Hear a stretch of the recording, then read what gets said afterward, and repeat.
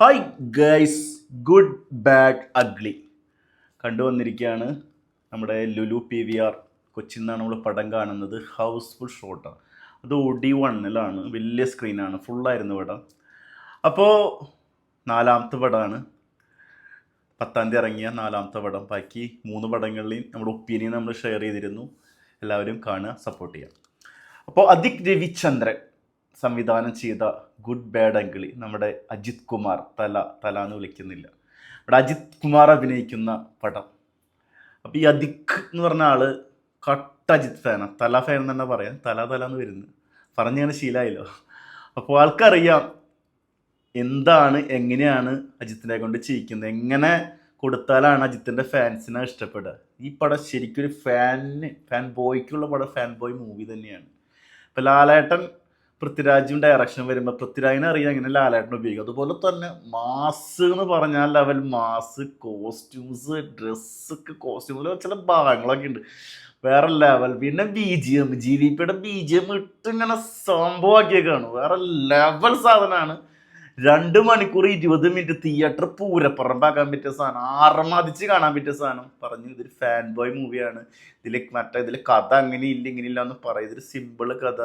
ഒരു 17 വർഷത്തിന് ശേഷം തിരിച്ചു വരുന്നു. ആളൊരു വെൽ സെറ്റപ്പ്ഡ് ആവാണ്, യങ്സ്റ്ററാണ്. അപ്പോൾ അതിൻ്റെ ഇടയിൽ കുറച്ച് കുഞ്ഞുണ്ടാവുന്ന സമയത്ത് മാറ്റങ്ങളും, പിന്നെ കുഞ്ഞിനെ കാണാൻ വരുന്ന കഥകളൊക്കെ ആയിട്ട് ചെറിയൊരു സബ്ജക്റ്റ്.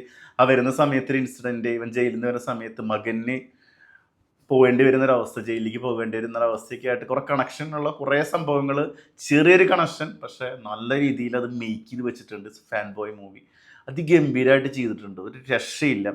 അപ്പോൾ GVPയുടെ മ്യൂസിക് പിന്നെ എടുത്ത് പറയണം, അതിഗംഭീരമാണ്. ഇതിൻ്റെ BGM, ഓരോ സീൻ അജിത്തിനെ കാണിക്കുന്ന സമയത്തുണ്ടല്ലോ, പിന്നെ BGMിലുള്ള പാട്ടുകൾ, പക്ഷെ കുറേ പഴയ പാട്ടുകൾ വന്ന് പോകുന്നുണ്ട്. ഫൈറ്റ് സീനിലൊക്കെ വളരെ രസമായിട്ടുണ്ട്. നമ്മൾ ലിയോയിൽ കണ്ടുള്ള പോലെ തന്നെ താമര പൂക്കുള്ള പാട്ട് പോലെ തന്നെ 2-3 പാട്ടുകളൊക്കെ വന്നു, സൂപ്പറാണ്. നല്ല രസമായിട്ട് അത് കണ്ടിരിക്കാൻ പറ്റുന്നുണ്ട്. പിന്നെ തൃഷ, അജിത്തിൻ്റെ ഒപ്പം തൃഷ ഇപ്പോൾ 2-3 പടങ്ങളെ പഠിപ്പിച്ച് വന്നു, അടിപൊളിയായിട്ട് ചെയ്തിട്ടുണ്ട്. സീരിയസ് ക്യാരക്ടറാണ് തൃഷയുടെ. ഒരു തമിഴ് മൂവിയിൽ ഒരു സ്ത്രീക്ക് കൊടുക്കേണ്ട അങ്ങേയറ്റം വാല്യൂ ഉള്ളൊരു ക്യാരക്ടർ തന്നെയാണ് കൊടുത്തുള്ളത്. നല്ല ഇമ്പോർട്ടൻസ് ഉള്ളൊരു ക്യാരക്ടറാണ്. പിന്നെ അർജുൻ ദാസ്, നമ്മുടെ വില്ലൻ കഥാപാത്രം, പൊളിയായിട്ട് ചെയ്തു വെച്ചിട്ടുണ്ട്, വേറെ ലെവൽ. 2 ക്യാരക്ടറായിട്ട് വരുന്നുണ്ട്. പിന്നെ സുനിൽ, നമ്മുടെ അജിത്ത് അണ്ണൻ്റെ കട്ടച്ചങ്ക്, അതുപോലെ ജാക്കി ഷറഫ് വരുന്നുണ്ട്. പിന്നെ കുറച്ച് ഭാഗങ്ങളുള്ളൂ, നല്ല രസമായിട്ട് ചെയ്തു വെച്ചിട്ടുണ്ട്.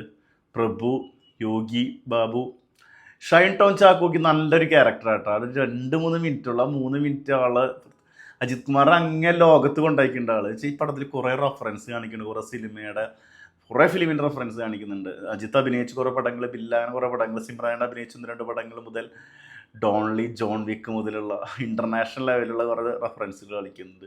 അതൊക്കെ രസമായിട്ട് ഫീൽ ചെയ്യും കേട്ടോ. നമുക്കൊരു വെറുപ്പിക്കൽ രീതിയിലെല്ലാം അടിപൊളിയായിട്ട് നമുക്കത് കണക്റ്റ് ആവും. അതിനൊപ്പം തന്നെ GVPയുടെ സാധനം ഇട്ട് കൊടുത്തിട്ടുണ്ട്, BGM. പിന്നെ പ്രിയവാര് റോൾ ചെയ്തിട്ടുണ്ട്, മോശമില്ലാത്ത റോളാണ് ഷൈൻ ടോൺ ചാക്കോ. അപ്പോൾ അദിക് രവിചന്ദ്രൻ നമുക്കറിയാം, മുമ്പ് ചെയ്തുള്ള പടങ്ങളായാലും മാർക്ക് ആൻ്റണി, ഞാൻ 2.5 മണിക്കൂർ നേരം തിയേറ്ററിൽ ആഗോളിട്ടിട്ട്, ഇതുപോലെ ഈ പടത്തിന് അങ്ങനെ തന്നെ കേട്ടോ. ഒരു ബഗീര, അങ്ങനെ കുറേ പടങ്ങൾ നമ്മളാളെ കണ്ടിട്ടുണ്ട്, കുറേ പടങ്ങൾ ചെയ്തിട്ടുണ്ട്. അജിത്തിൻ്റെ വെച്ചിട്ട് തന്നെ വേറെയും പടങ്ങൾ ചെയ്തിട്ടുണ്ട്, പേര് കറക്റ്റ് ഓർക്കുന്നില്ല.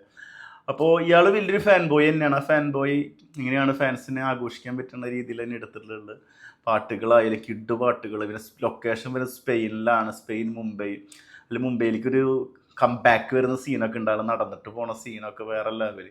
ഒരു കോസ്റ്റ്യൂം ഡിസൈൻ ചെയ്ത ആളെ പേര് ഞാൻ നോക്കിയില്ല, ആളെ സമ്മതിക്കണം, ഗംഭീര കോസ്റ്റ്യൂംസാണ്. പിന്നെ ചെറുപ്പത്തിൽ അജിത്തിനെ കാണിക്കുന്നുണ്ട്. 2008 മുതലുള്ള അജിത്ത്, 2008 മുതൽ മുംബൈ മുതൽ ഇതുവരെയുള്ള അപ്ഡേഷൻ, 17 വർഷത്തെ അപ്ഡേഷൻ. അതിന് മുമ്പത്തുള്ള അജിത്ത് ഇവിടെ എത്തിപ്പെടുന്ന ഒരു ഹിസ്റ്ററിയൊക്കെ പറയുന്നുണ്ട്. അതിൽ ലുക്കൊക്കെ ഉണ്ട്, എന്തൊരു രസമാണെന്ന് പറയും, ഒരു രക്ഷയില്ല. ഒരു തല തന്നെയാണ്, ഒരു രക്ഷയില്ലാത്ത രീതിയിൽ മധുരത്തില്ല ഫീല്, പൊളിച്ച് എൻജോയ് ചെയ്ത് കണ്ട പടം. ഇതൊരു ഫാൻ ബോയ് മൂവിയാണ്. കഥ, തിരക്കഥ, സംഭാഷണം നോക്കി ചിലർ പോവും. ഇന്നലെ ഞാൻ മമ്മൂട്ടിയുടെ പടത്തിനെ കുറിച്ച് കുറച്ച് കാര്യങ്ങൾ പറയാം. മമ്മൂക്കനെ എനിക്ക് ഇഷ്ടപ്പെട്ട പടമല്ല, പടത്തിലൊന്നുമില്ലെന്ന് പറഞ്ഞപ്പോൾ ചിലവന്മാർക്ക് ബുദ്ധിമുട്ടാണ്. അപ്പോൾ ഈ പടം അതുപോലത്തെ ഒരു പടം എന്ന് ഞാൻ പറയുന്നില്ല. ഇതിൽ പ്രത്യേകിച്ച് ഒന്നും ഇല്ല, കഥയൊന്നും നോക്കിയിട്ടുണ്ടെങ്കിൽ. പക്ഷേ നിങ്ങൾ തിയേറ്ററിൽ ഇങ്ങനെ ആർമാദിക്കും, ആ സാധനം ഉണ്ട്. അപ്പോൾ പോയി കാണും, നല്ല തിയേറ്ററിൽ എക്സ്പീരിയൻസ് ചെയ്യുക. കംപാക്ട് അജിത്. ബായ്. അടുത്ത വീഡിയോ ആയിട്ട് വീണ്ടും കാണാം.